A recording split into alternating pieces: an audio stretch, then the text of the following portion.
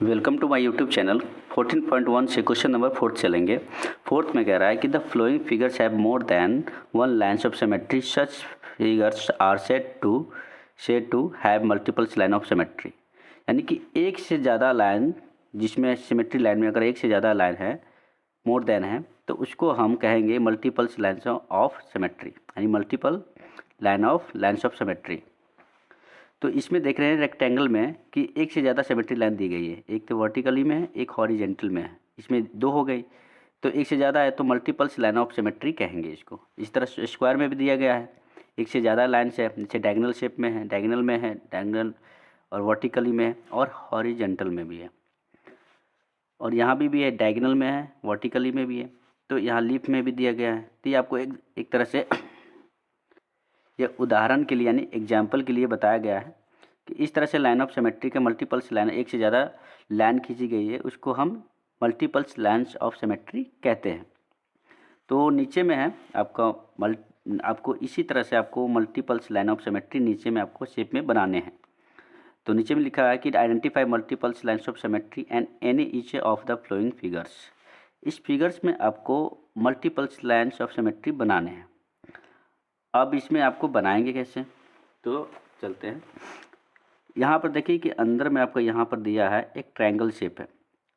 अब triangle shape को हम कहाँ से काट दें ताकि दोनों आपस में ओवरलैप कर जाए, यानी दोनों आपस में क्या कर जाए, ओवरलैप कर जाए।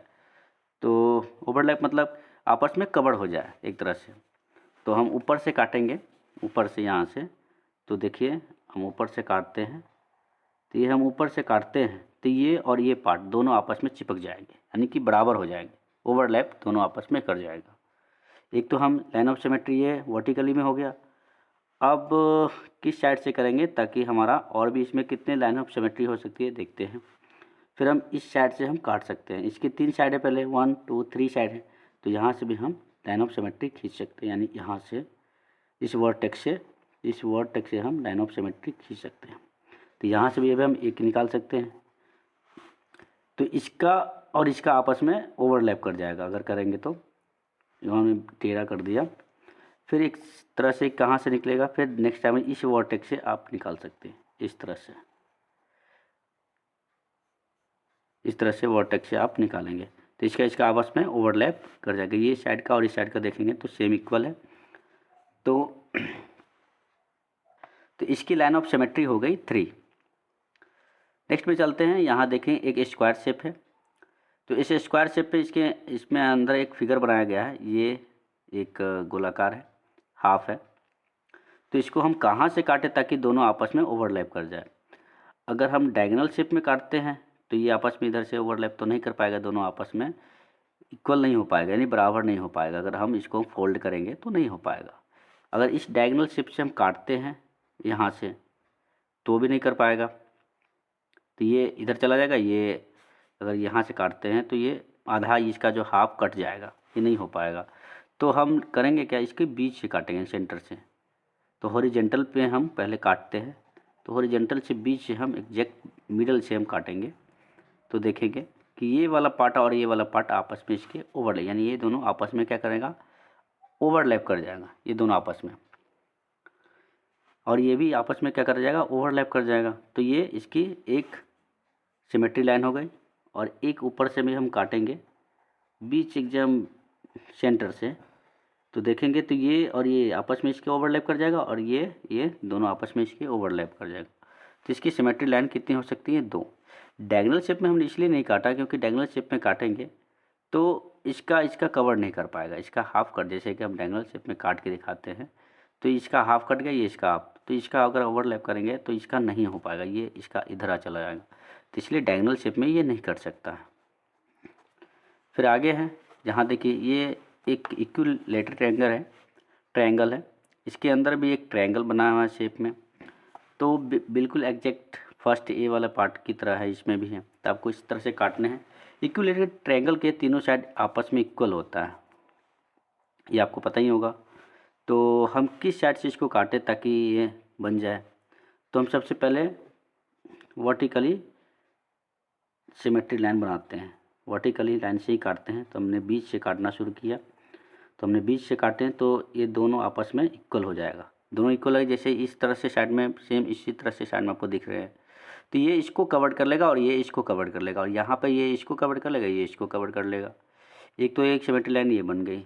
दूसरा हम यहाँ वर्टेक्स से काटेंगे, ये वर्टेक्स ये है, एक वर्टेक्स ये है।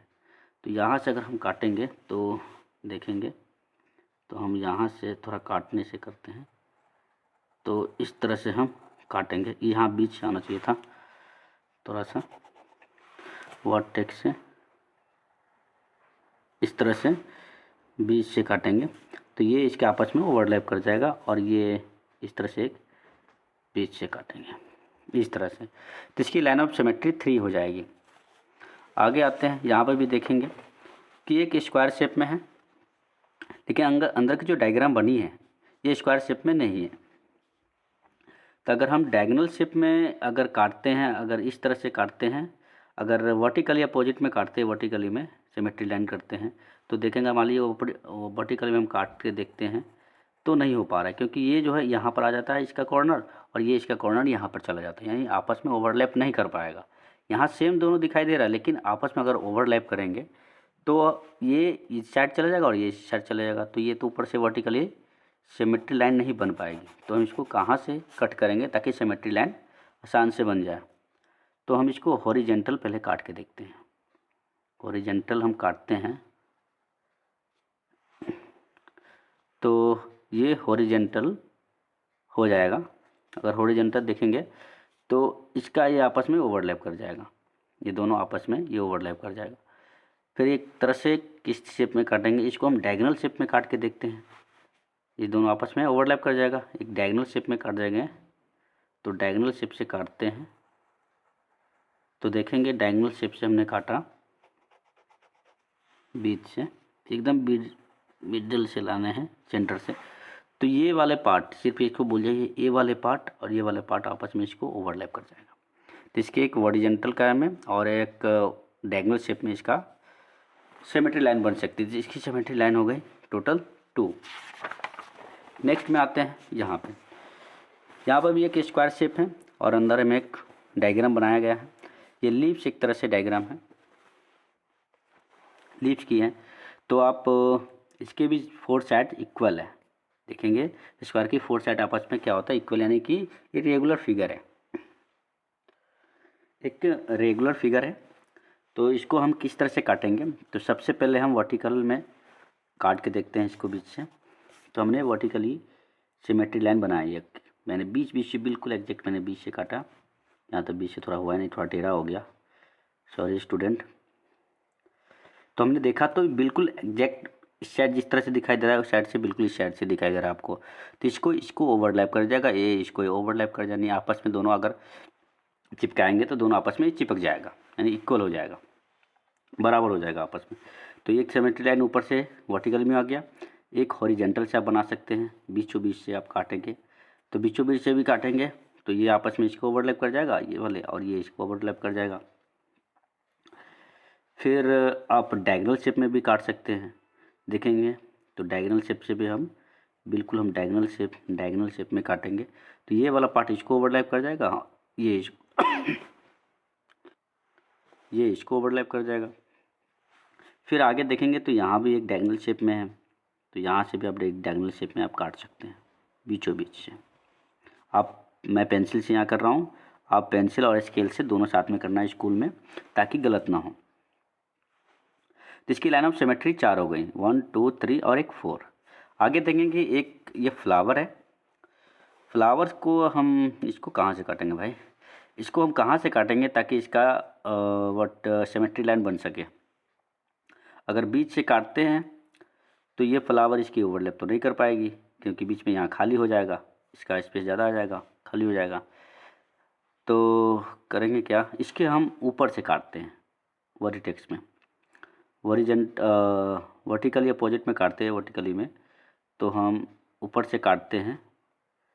तो देखेंगे तो ऊपर से काटेंगे बीचों बीच से, यहाँ टेढ़ा थोड़ा हो गया हमारा स्केल, ये स्केल है। अगर बीचों बीच से काटते हैं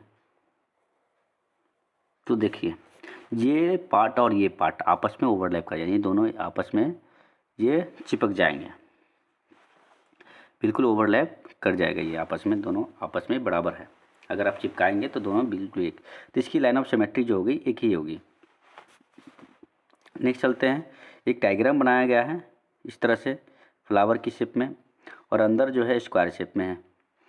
तो इसमें आपको पता है कि रेगुलर स्क्वायर कितने हैं, स्क्वायर जो होते हैं रेगुलर फिगर होते हैं, इसके 4 साइड इक्वल होते हैं आपस में, तो आपको पता ही है। तो इसको कैसे काटेंगे, तो हम सबसे पहले इसको वर्टिकल में काटेंगे ऊपर से। अगर ऊपर से काटते हैं तो देखिए एक इसका सिमेट्री लाइन एक हो गई, फिर इसकी साइड से काटेंगे हॉरिजॉन्टल में, तो इसकी 2 सिमेट्री लाइन हो गई।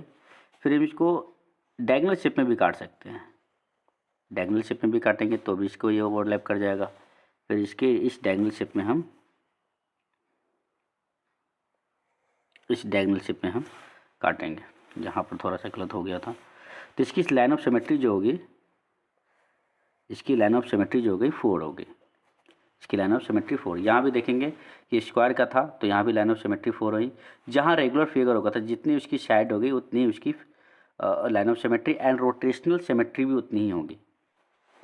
तो फिर आगे नेक्स्ट में कि आपको करना क्या है, ये आप यहाँ पर आ गए कि यहाँ पर भी एक फ्लावर शेप बनाया गया है। ये देखेंगे कितने 1 2 3 4 5 6 फ्लावर है बाहर से, फिर अंदर में भी कितने 6 फ्लावर है, और इसके अंदर में भी कितने 6 फ्लावर है। तो इसको आप कैसे काटेंगे, तो इस तरह से, एक तरह से 6 हो गया तो यानी हेक्सागन हो गया, हेक्सागन यानी 6 है तो हेक्सागन की तरह हो गया, तो एक रेगुलर फिगर हो गया। तो हेक्सागन में 6 साइड होते हैं, यहाँ पर भी 6 फ्लावर है, एक तरह से साइड मान लीजिए, तो इसमें भी 6 साइड होंगे। कितने होंगे 6 होंगे, यानी 6 होंगे 6। तो इसमें पहले काटेंगे किधर से इसको हम, तो इसको इस तरह से मान लीजिए कि ये हेक्सागन है। अगर आप न भी काटेंगे तो भी इसका 6 लाइन ऑटोमेटिक होगा, जैसे यहाँ पर 4th लाइन हो गए थे 4। तो इसको हम पहले काट के आपको दिखा देते हैं। तो सबसे पहले आप क्या करेंगे, ऊपर वर्टिकली लाइन में आप काटेंगे, इसको काटिए, लाइन खींचिए। तो हमने इस तरह से खींचा तो देखिए एक ही की सिमेट्री लाइन ये बन गई। हमारा थोड़ा सा गलत हो गया क्योंकि हमने अलग से काट दिए थे, सेंटर से नहीं काटे। आप बिल्कुल नाप के काटना ताकि स्कूल में गलत ना हो। फिर भी हमारा अभी थोड़ा सा गलत हो गया, तो देखेंगे कि अभी फिर भी गलत हो गया यार। तो हमने बीच से काटे हैं, तो ये इसका ये पार्ट जो है और ये दिखाई दे रहे हैं। तो इसके बाद आप डायगोनल शेप में भी हॉरिजॉन्टल में भी आप काट सकते हो। तो हॉरिजॉन्टल में इस तरह से आप काटेंगे नाप कर, इस तरह से भी।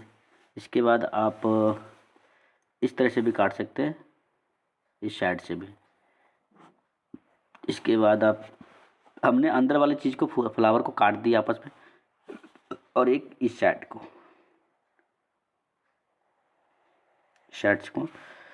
अब रहेगी बाहर वाली। अंदर वाली जितनी फ्लावर हमने अलग अलग काट दिए हमने, इसके आपस में ये ओवरलैप कर जाएगा, ये उसके कर जाएगा ओवरलैप, ये इसको ओवरलैप कर जाएगा। अब बाहरी वाली फूल को हमने काटना है, तो ये रह गया। तो इसको हम इस तरह से काटेंगे, इस तरह से। तो इसकी कितने लाइन होंगे पहले यहाँ से गिनते हैं, 1 2 3 4 5 हो गए, और एक कहाँ रह गया 5, और एक ये रह रहा है एक 6, एक यहाँ से काटेंगे तो इसकी 6 लाइन्स होंगे, टोटल हो गया 6। तो इस तरह से आप 6 लाइन कट, मतलब ज्योमेट्री इसके टोटल 6 लाइन हो गए, यानी ज्योमेट्री लाइन जो हो गई इसकी टोटल 6 हो गए। तो आई होप इस वीडियो में आप समझ गए होंगे। तो नेक्स्ट क्वेश्चन के लिए नेक्स्ट वीडियो मिलेंगे, जब तक के लिए जय हिंद जय भारत।